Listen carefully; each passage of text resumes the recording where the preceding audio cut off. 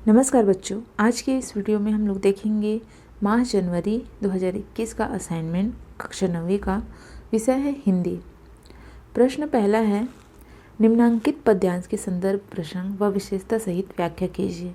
नीचे दिए गए कविता का हमको संदर्भ, प्रसंग और व्याख्या करना है और अंत में इसकी विशेषता भी बतानी है। प्रश्न दूसरा है, आप अपनी दिनचर्या में किस प्रकार का बदलाव करके प्लास्टिक से बढ़ते खतरे को कम कर सकते हैं। प्रश्न तीसरा है, रमन प्रभाव क्या है, स्पष्ट कीजिए। प्रश्न चौथा है, शब्द शक्ति किसे कहते हैं, इसका एक उदाहरण दीजिए। पांचवा प्रश्न है, शब्द गुण कितने प्रकार के होते हैं, उनके प्रकारों के नाम लिखिए। तो चलिए हम एक एक करके सभी के उत्तर देखते हैं।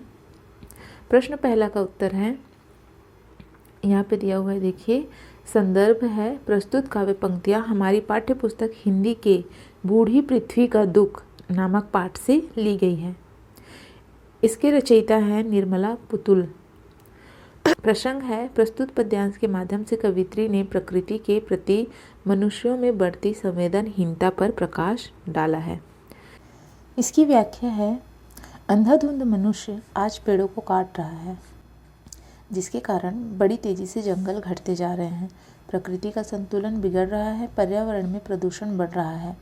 इससे कवित्री दुखी है और प्रश्न करती हुई कहती है कि क्या तुम्हें स्वप्न में भी चमकती कुल्हाड़ियों की चोट की पीड़ा से भयभीत पेड़ों के चीखने की आवाज़ सुनाई पड़ी है, अथवा कुल्हाड़ियों के घात की पीड़ा से काँप उठने के समान हिलती पेड़ों की शाखाओं में बचाओ बचाओ की आवाज़ करते ऊपर उठाए हजारों हजार हाथ दिखाई पड़ते हैं। जब कोई पेड़ कट कर धम की आवाज़ के साथ जमीन पर धराशायी होता है, उस समय तुम कैसा अनुभव करते हो। यह इसकी व्याख्या हो गई। अर्थ था, इसकी विशेषता है, मानव में प्रकृति को नुकसान पहुंचाने और उसकी विनष्टता के प्रति घटती संवेदना से कवित्री ने अपनी चिंता व्यक्त की है।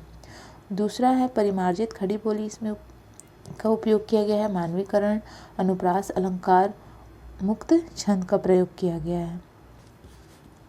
प्रश्न दूसरा है, आप अपनी दिनचर्या में किस प्रकार का बदलाव करके प्लास्टिक से बढ़ते खतरे को कम कर सकते हैं। इसका उत्तर है, प्लास्टिक से होने वाले पर्यावरण को नुकसान को कम करने की दिशा में हर एक इंसान कुछ बेहद जरूरी कदम उठा सकता है।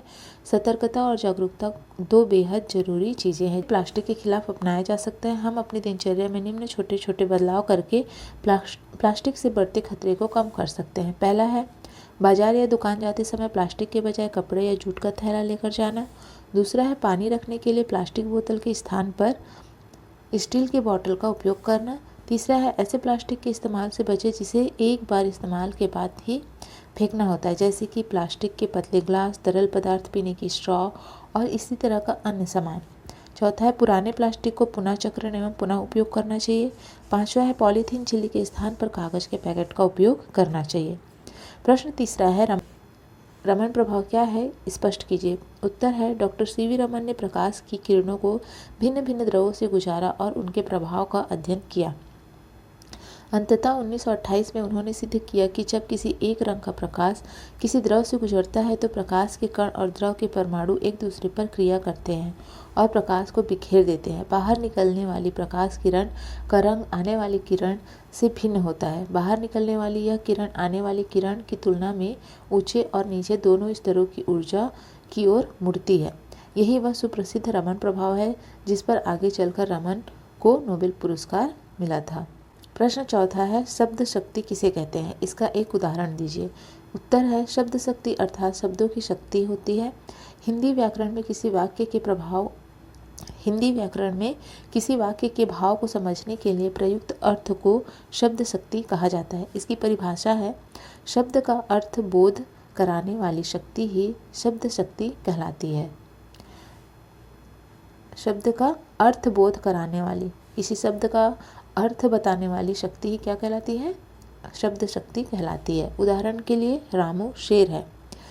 यहाँ देखिए वाक्य का अर्थ, यहाँ दिया गया वाक्य एक लघु वाक्य है और इसका अर्थ सामान्य नहीं है, अर्थात रामू एक व्यक्ति है। चूंकि वह आदमी है तो शेर नहीं हो सकता, क्योंकि शेर एक जानवर है, लेकिन उसके हाव भाव, विचार एवं कार्य शेर जैसे हो सकते हैं। रामू एक इंसान है, वह शेर के जैसे उसके हाव भाव, विचार, कार्य और हिम्मत, साहस हो सकता है। अर्थात यहाँ रामू की विशेषता बताई गई है कि वो शेर के जैसा निडर है। प्रश्न 5वां है, शब्द गुण कितने प्रकार के होते हैं, उनके प्रकारों के नाम लिखिए। इसका उत्तर है, शब्द गुण से तात्पर्य किसी काव्य में प्रयुक्त होने वाले उन शब्दों से होता है जो हमें रस का अनुभव कराते हैं। शब्द गुण 3 प्रकार के होते हैं। पहला है माधुर्य गुण, दूसरा है प्रसाद गुण, तीसरा है ओज गुण। तो यह था असाइनमेंट नंबर 5 विषय हिंदी कक्षा 9वीं का।